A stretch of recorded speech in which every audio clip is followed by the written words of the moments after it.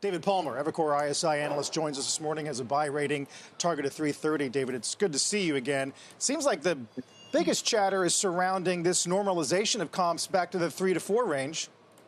Yes, there is a little bit of a back to the boring but still very good comps that this company was doing pre-COVID. Typically, that long-term average is 4%.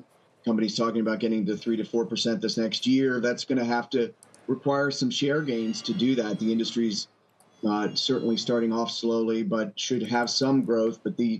But McDonald's should be in a good position. They're talking about doing some more value in the U.S., having to get sharper in value in places like France. And, of course, overseas, they're absorbing some significant boycott headwinds.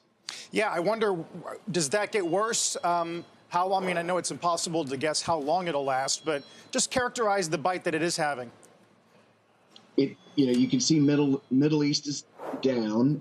There are other markets, countries, Malaysia, Indonesia, that are down. For even France being down, they cited pockets of that country because being Muslim-based, being part of the reason why. Also, they think they can be better on their marketing in that country. So there's definitely a bit of an impact there. Them being near flat on the IDL, which is their licensed markets, which primarily is emerging markets, includes all of that headwind.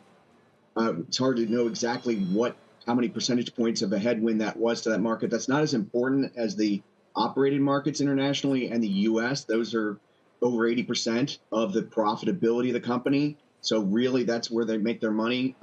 In those markets, they were stable on a multi-year basis.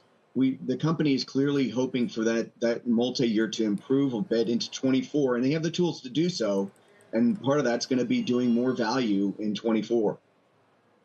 David, what's happening with food inflation and labor inflation, which have been such swing factors for the whole restaurant industry?